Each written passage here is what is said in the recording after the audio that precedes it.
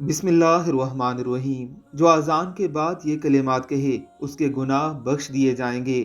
سعد بن ابی وقاص رضی اللہ تعالی عنہ سے روایت ہے کہ رسول اللہ صلی اللہ علیہ وآلہ وسلم نے فرمایا، جس نے مؤذن کی اذان سن کر یہ کلمات کہے اس کے گناہ معاف کر دیے جائیں گے۔ اشہد ان لا الہ الا اللہ وحدہ لا شریک لہ واشہد ان محمدن عبدہ و رسولہ رضیت باللہ ربا وبمحمد رسولا وبالاسلام دینا۔